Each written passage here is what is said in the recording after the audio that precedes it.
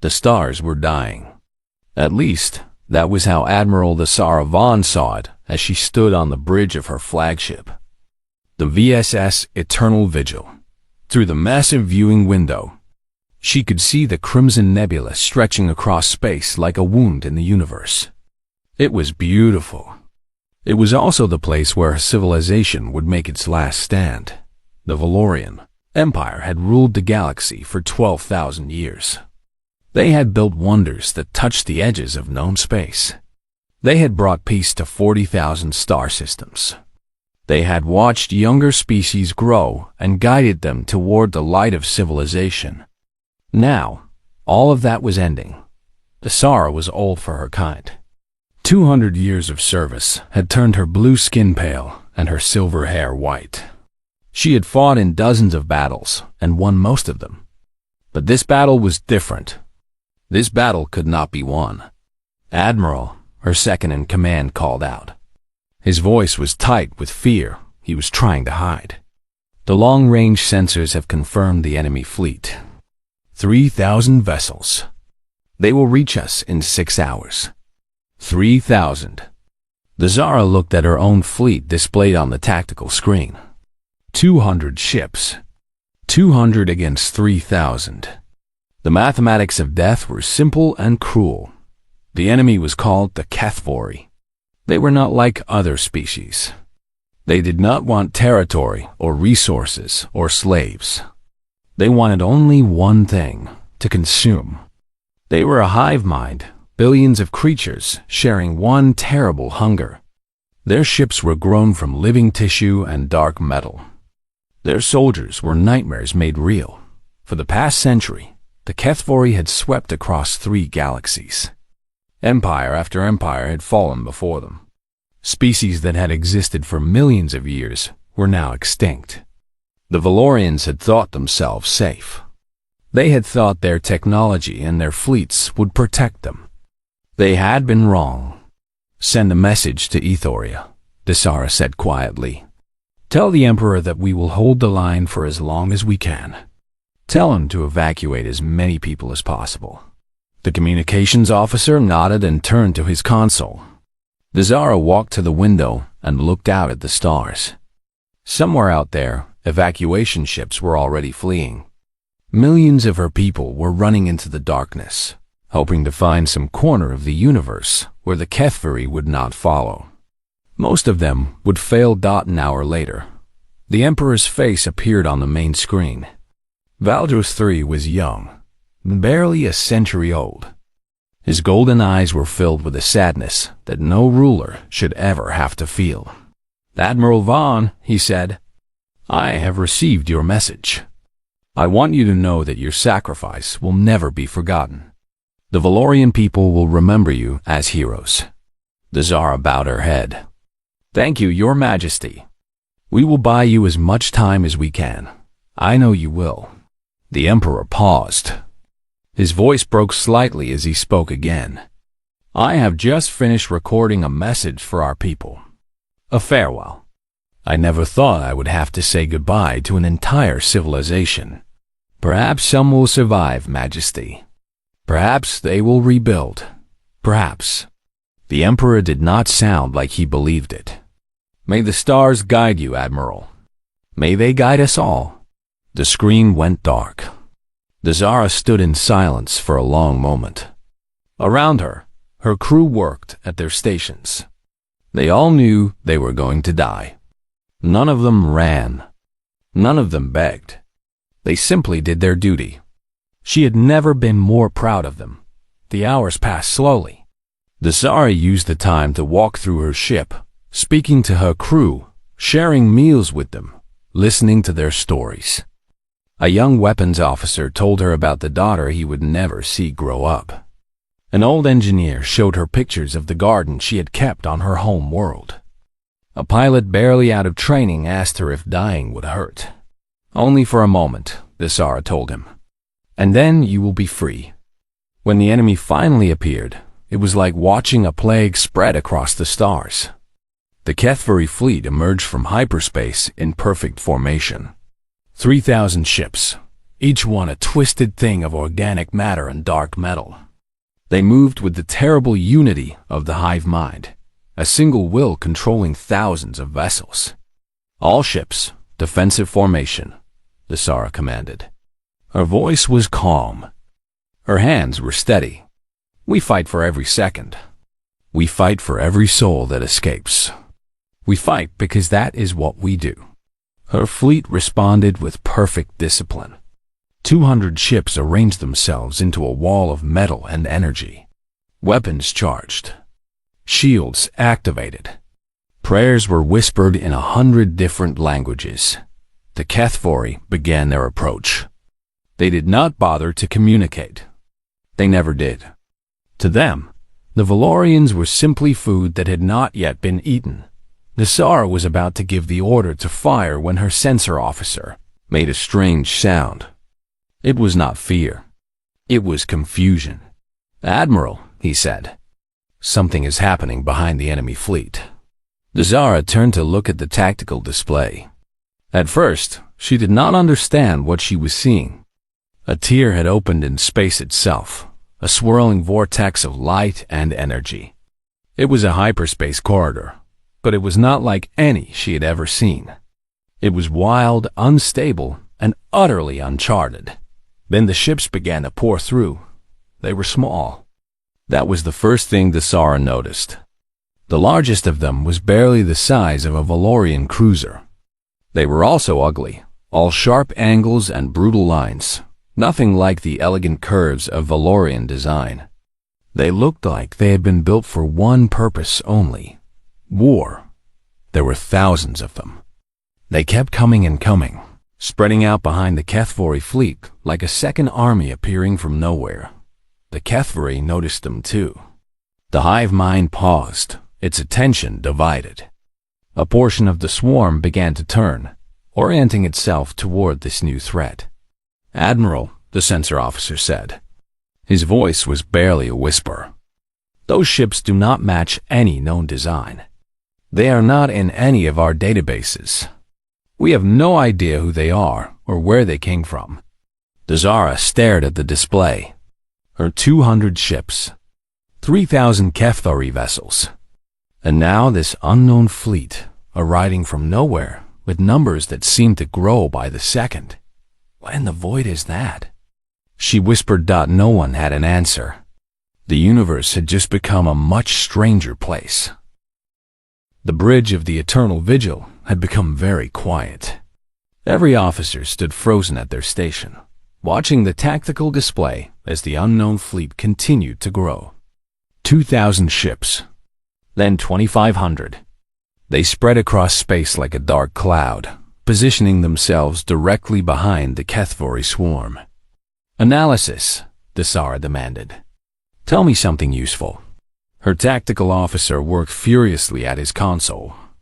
"The ships are small, Admiral. Most appeared to be what we would classify as destroyers and frigates. I count only about 50 vessels large enough to be considered capital ships. Their hull composition is strange. Heavy metals, dense alloys. They are built like fortresses.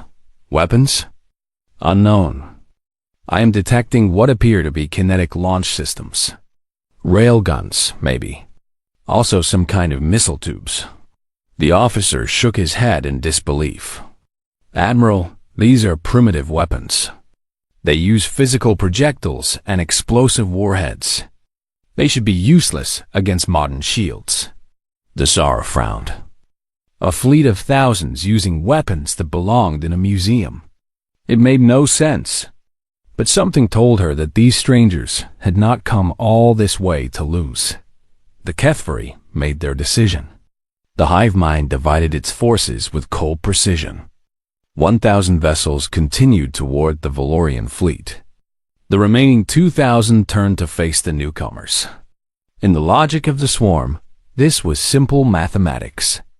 Crush the small threat quickly, then finish the meal. "The Kethvori are engaging the unknown fleet," the sensor officer reported. 1,000 ships holding position against us. 2,000 moving to intercept the strangers. They think it will be easy. the Tsara said softly. They think primitive weapons mean a primitive enemy.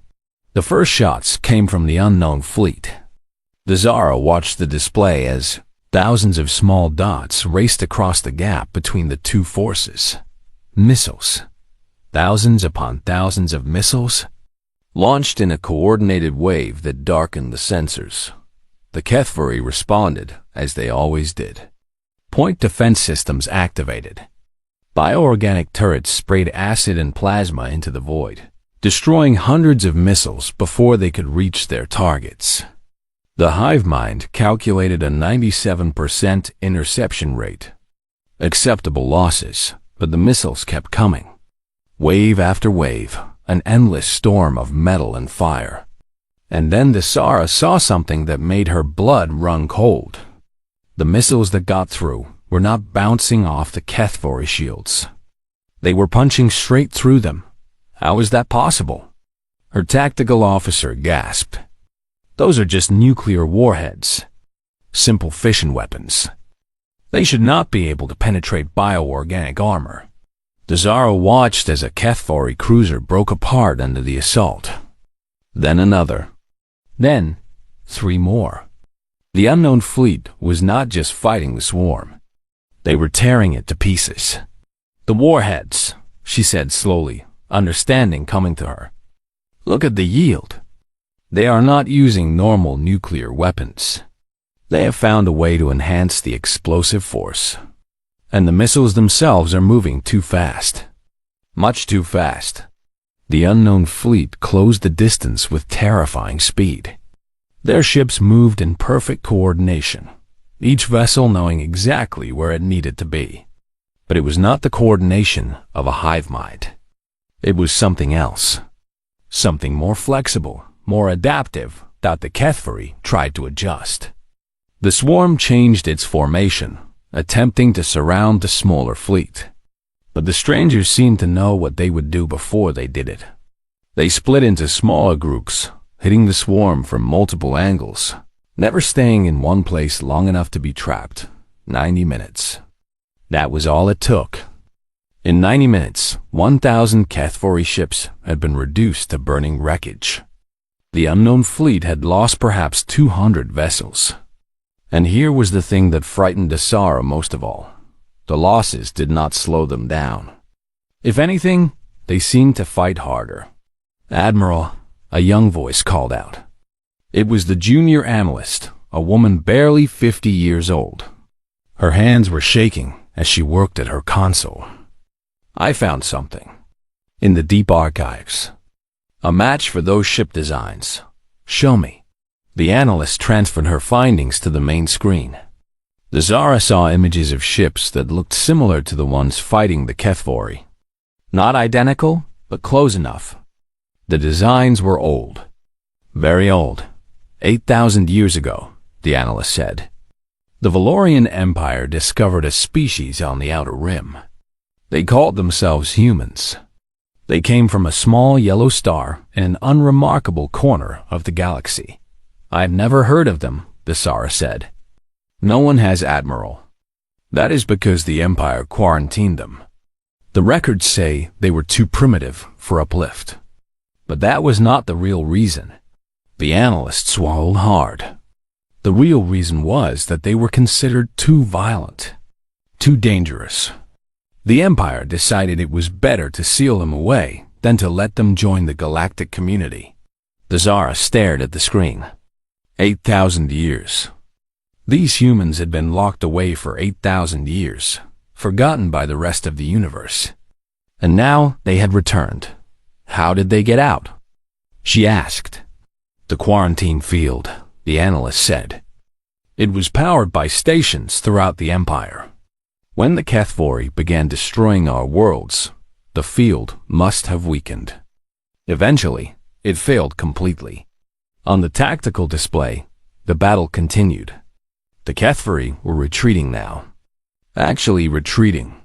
In all her years of war, the Tsara had never seen the swarm run from anything. They did not know fear. They did not understand the concept of defeat. And yet here they were, pulling back from these primitive, forgotten creatures. "Admiral," the sensor officer said. His voice was barely a whisper. "The Kethvari are trying to disengage. They are actually running away." The Zara watched as the unknown fleet, the human fleet, pursued them without mercy. There was no hesitation in their movements. No pause to celebrate their victory. They simply continued killing, hunting down every fleeing ship with cold efficiency. "What have we awakened?" she murmured. The junior analyst looked at her with wide eyes.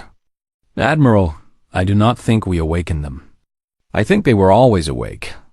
I think they have been watching, waiting, and now they have decided to act." The Kethvari swarm that had been holding position against the Valorian fleet began to move. Not toward them, away.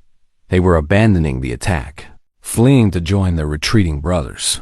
For the first time in a century, the Valorian Empire was not being hunted. But as this Zara watched the human fleet tear through the swarm, she was not sure if this was salvation or simply a different kind of doom. "Open a channel to the unknown fleet," she ordered. "Let us find out who our rescuers are." She hoped they would answer. She was not entirely sure she wanted them to. Fleet Admiral James Chun stood on the bridge of the U.E.S. Thermopylae with his hands clasped behind his back. Through the forward view screen, he watched the Kethvari ships burn. Each explosion was a small victory. Each destroyed vessel was just as delayed, but finally delivered. He was 62 years old, ancient by the standards of a combat officer. His black hair had turned gray at the temples. His face was lined with the marks of too many battles and too little sleep. But his eyes were sharp, and his mind was clear. He had waited his entire life for this moment. "Admiral," his communications officer reported, "we are receiving a transmission from the alien fleet. The ones who were defending against the Kethvari. They want to talk." Chun nodded slowly.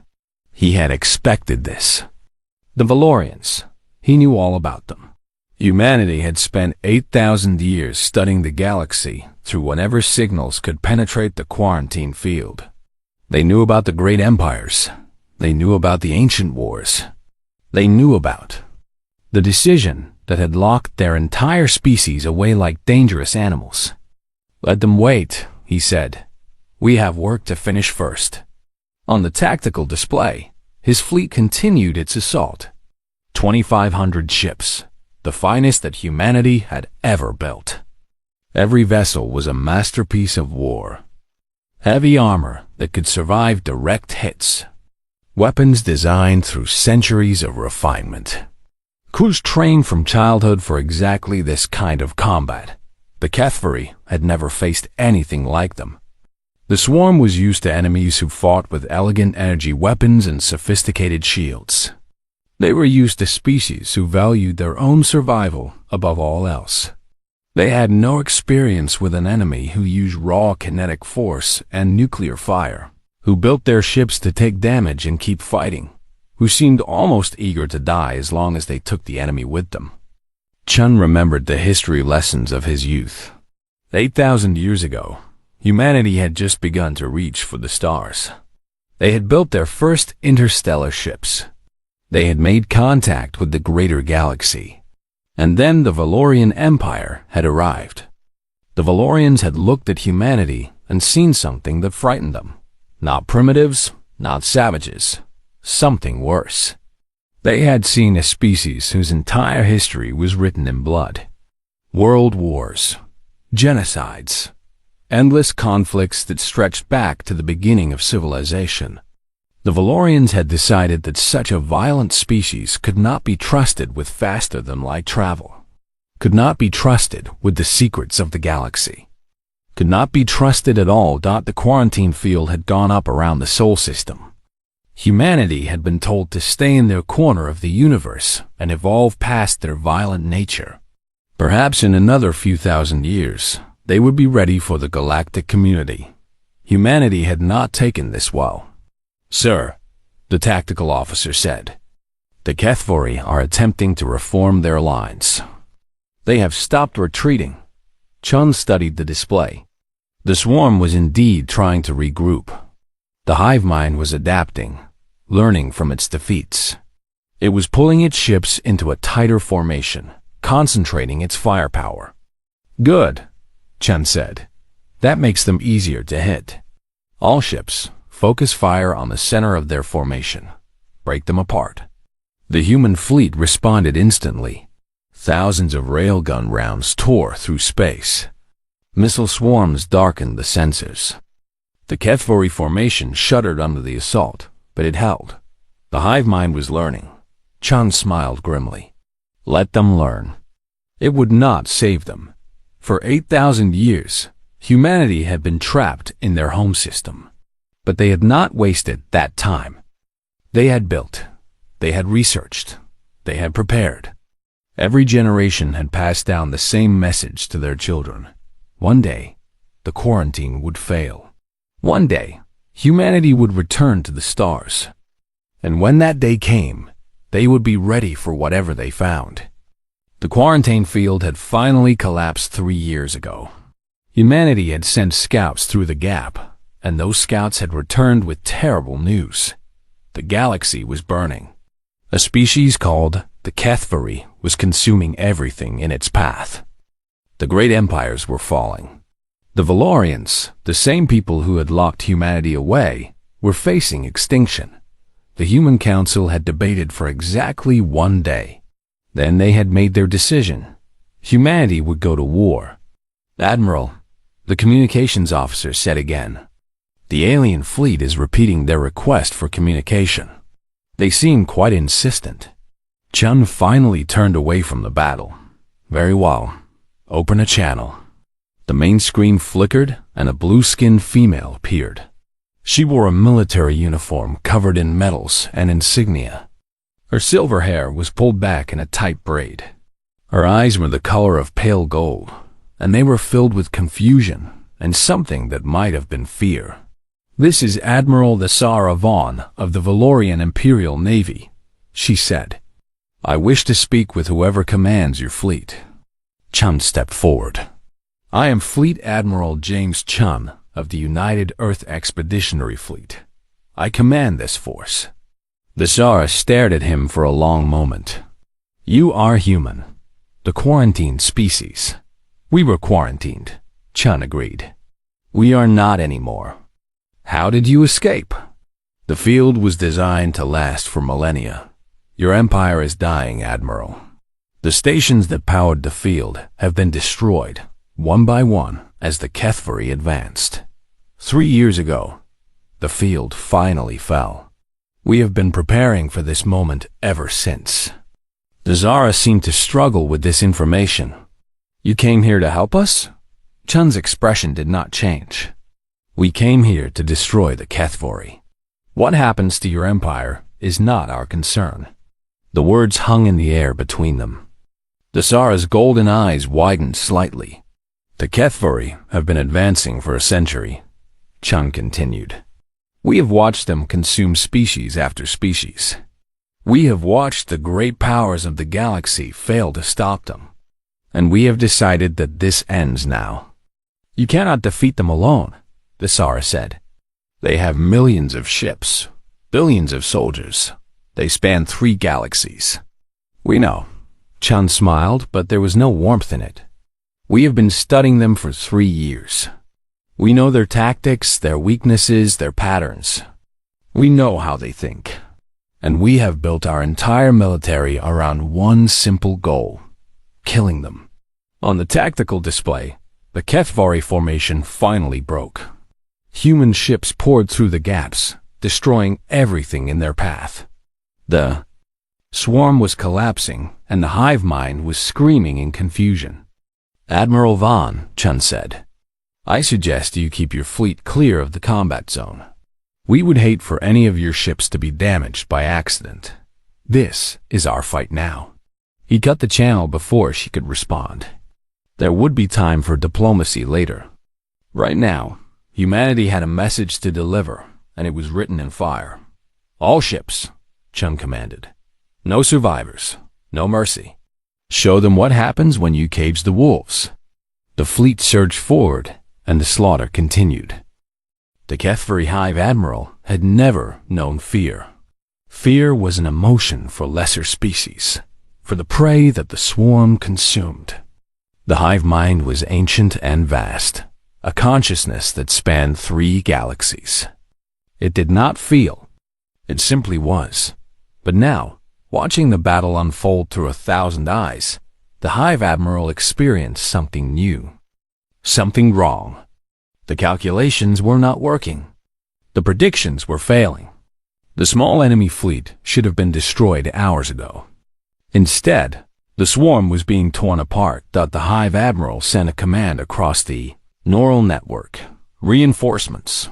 It needed reinforcements. Every ship within range was ordered to converge on this location. The swarm would overwhelm the enemy with numbers. It always worked. It had to work. Across the Valorian sector, Kethvari vessels began to change course. Hundreds of ships abandoned their current targets and raced toward the battle. The hive mind was concentrating its forces, preparing for a massive counterattack. On the bridge of the Eternal Vigil, Admiral Lasara watched this happen with growing dread. "Admiral," her sensor officer reported. Reinforcements are arriving. 400 ships from the Tertius system. 300 more from the Valder frontier. They are converging on the human fleet. The Zara studied the tactical display. The humans had lost over 400 ships now. Their fleet was shrinking while the enemy grew stronger. It was only a matter of time before the numbers would overwhelm them. She opened a channel to the Thermopylae.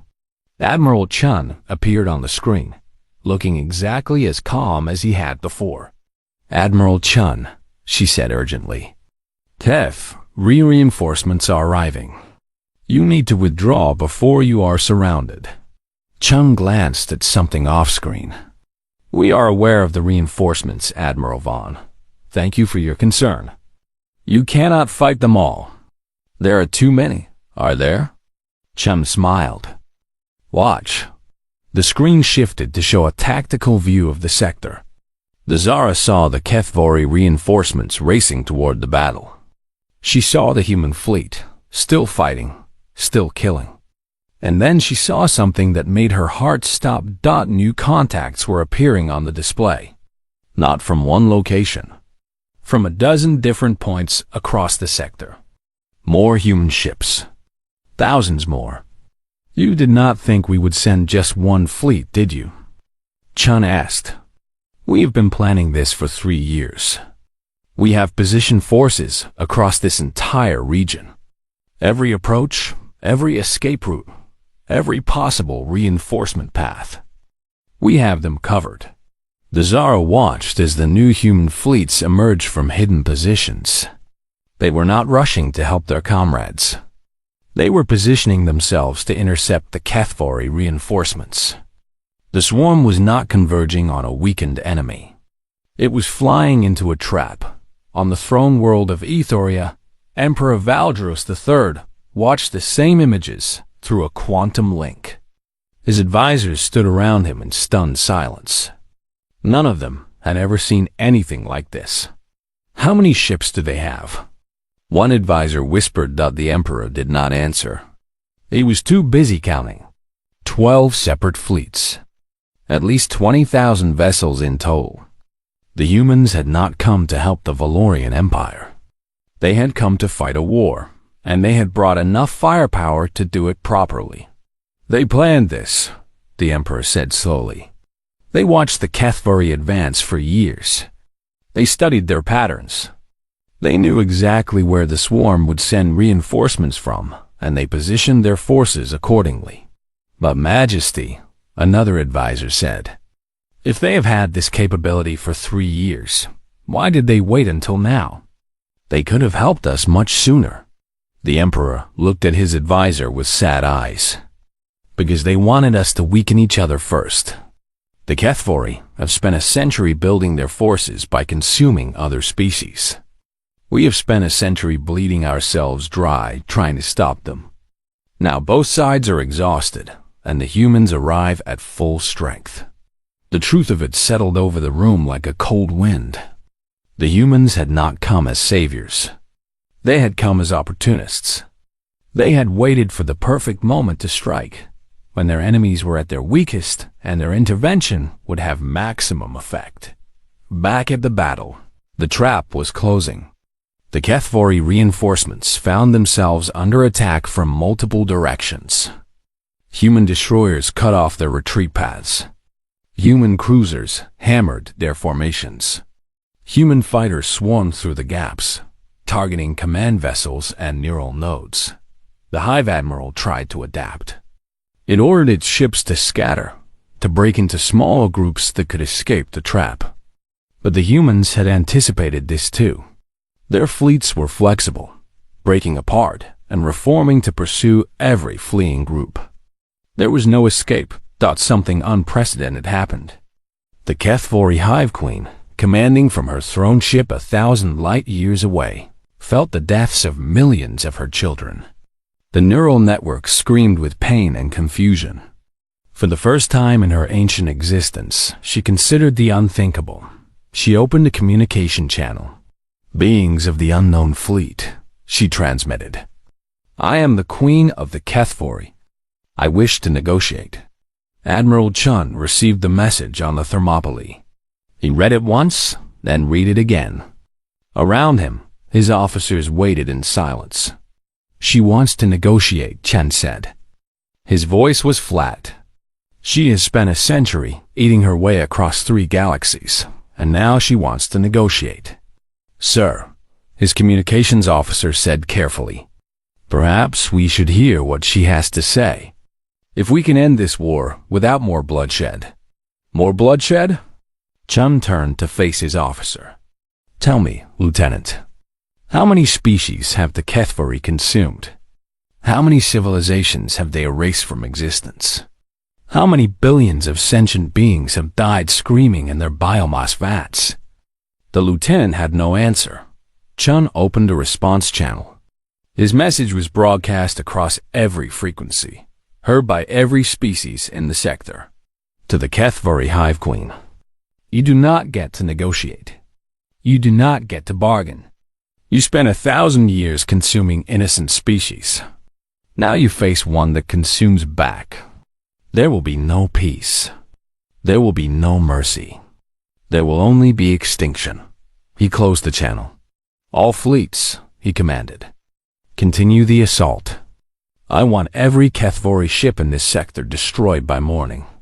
The battle raged through the night.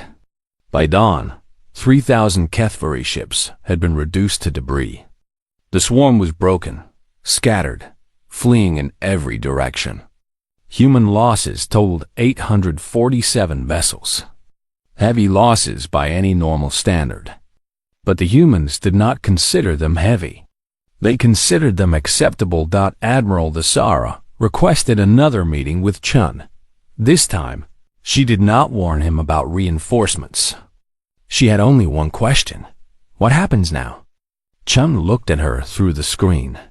His eyes were tired but determined. "Now we finish what we started. The Kethvari have hive worlds across 3 galaxies. We are going to visit every single one of them. That will take years. Decades, perhaps. Then it takes decades." Chun leaned forward. "We waited 8,000 years for this chance, Admiral. We are patient. We are thorough. And we do not stop until the job is done." The channel closed. Dasara sat alone on her bridge, surrounded by her surviving crew, and wondered what kind of universe they would live in when the humans were finished. 3 months had passed since the Battle of the Crimson Nebula. In that time, the galaxy had changed more than it had in the previous 1,000 years. The human fleets had spread across Kethvari space like a cleansing fire.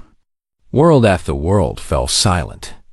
The hive ships that had terrorized the galaxy for a century were hunted down and destroyed. The Queen herself had tried to flee, abandoning her throne ship for a smaller vessel, hoping to hide among the stars. Human intelligence operatives had found her within a week. Her execution was broadcast across every network in the galaxy. The war was not over. There were still Kethvari remnants scattered across 3 galaxies, small swarms hiding in dark corners of space. But the threat was broken. The great hunger that had consumed so many civilizations would never rise again. Emperor Valdros III stood at the window of his private shuttle, watching the human flagship grow larger as they approached. The Thermopylae was enormous up close, a mountain of metal and weapons that dwarfed even the largest Valorian vessels. It was not beautiful. It was not elegant, but it was undeniably powerful. Majesty, his advisor said nervously. Are you certain this is wise? We know very little about these humans. They could be planning anything. They could have destroyed us already, Valdros replied. If they wanted our empire, they would have taken it. Instead, they have spent 3 months fighting our enemies for us. I think we owe them the courtesy of a conversation. The shuttle docked with the Thermopylae. Valdros and his small entourage were escorted through corridors that hummed with activity. Human crew members paused to stare at them, their expressions curious but not hostile. The Emperor noticed that many of them bore scars and injuries. These were people who had been fighting hard. Admiral Chun was waiting for them in a large conference room. He looked older than he had appeared on the view screen, more tired. But his eyes were still sharp, and his handshake was firm. Emperor Valdros, Chun said. Welcome aboard the Thermopylae. I apologize for the lack of ceremony. We are a military vessel, not a diplomatic one. I am not here for ceremony, Admiral. I am here for answers. Chun gestured for the Emperor to sit. Ask your questions. Valdros took a moment to gather his thoughts. He had prepared a dozen diplomatic speeches, but now they all seemed inadequate. Why? He finally asked. Why did you help us? After what we did to your people, you had every reason to let us burn. Chun was quiet for a long moment. I asked myself that same question many times over the years. When I was a child, I was taught to hate the Valorians. You locked us away. You called us dangerous. You left us to stare at the stars we were forbidden to reach. And yet, you came to our aid. Not to your aid specifically. We came because the Kethvari needed to be stopped. They would have consumed everything eventually, including us. We acted out of necessity. Chun paused. But there was something else too. What? 8,000 years is a long time to hold a grudge. Many generations lived and died under that quarantine. At first, yes, there was anger. There was resentment. But over time, that changed. We realized something important. The Emperor leaned forward. What did you realize? That you were not entirely wrong about us. Chun smiled slightly. Humans are violent. We have always been violent. Our history is soaked in blood. Your ancestors looked at us and saw a threat, and they were not imagining things. We were dangerous. But you have changed? No, we have not changed at all. We are still the same violent, stubborn, aggressive species we have always been. The difference is that now we understand ourselves better. We know what we are capable of. And we have learned to point that violence in the right direction. Valdros considered this. You are saying that you use your violent nature as a tool. Exactly. Violence is not evil, Emperor. It is not good either. It is simply a capability, like any other. The Kethvari use their capability to destroy. We use ours to protect. The intent matters. And what is your intent now? You have destroyed the greatest threat the galaxy has ever known. You have proven yourselves to be the most powerful military force in existence. What do you want? Chun stood and walked to a window. Outside, the stars gleamed in the endless dark. We want what we were denied 8,000 years ago. We want a place in the galactic community. We want to be treated as equals, not as animals to be caged. We want a seat at the table. That can be arranged. There is one more thing. Chun turned to face the Emperor. We want a promise. No species will ever be quarantined again for being different. No civilization will be locked away because it makes others uncomfortable. The galaxy will be open to all who wish to explore it. Valdros nodded slowly. That is reasonable. I will present your terms to the Council of Worlds. There is no need. The Council of Worlds no longer exists. Most of its members were destroyed by the Kethvori. Chen's expression softened slightly. We are not asking for your submission, Emperor. We are asking for your partnership. Help us build something new. Something better than what came before. The negotiations continued for several days. In the end, a new agreement was reached. The Galactic Compact, they called it. A union of surviving species, committed to mutual defense and cooperation. Humanity would be a founding member, with the same rights and responsibilities as any other species. News of the compact spread across the galaxy. For species that had spent a century living in fear, it was like the sun rising after an endless night. The Kethvori were defeated. The humans were allies.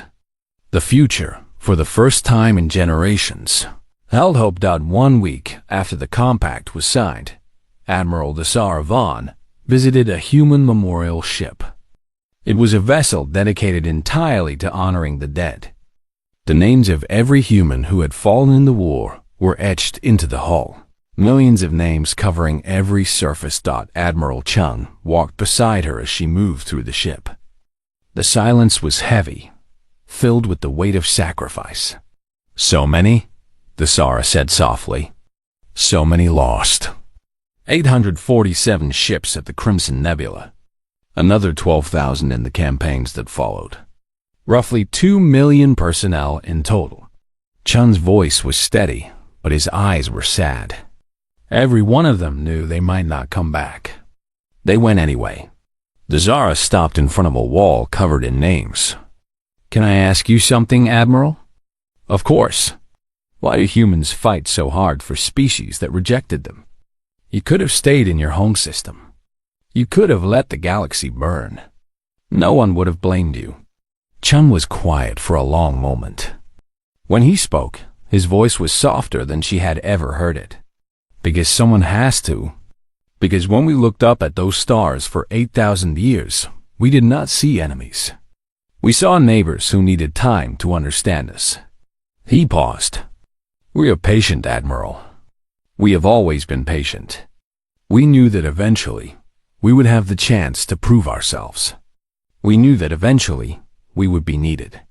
And when that day came, we wanted to be ready. You waited 8,000 years for a chance to help the species that imprisoned you. Yes, Chun smiled. That is what it means to be human. We do not forget. But we also do not let our anger define us. We are more than our worst impulses. We are more than our capacity for violence. We are beings capable of hope, of sacrifice, of love. We simply express these things differently than most.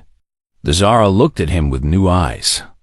She had been taught her entire life that humans were dangerous, primitive, violent beyond reason.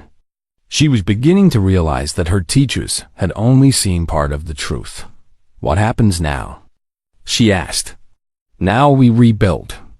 Now we explore. Now we take our place among the stars, as we were always meant to. Chun looked out at the galaxy through a nearby viewport. And we make sure that no species ever faces what the Kethvori did to you alone. From now on, when the darkness comes, humanity will be there to meet it. The Sara believed him. She had seen what humans could do in war.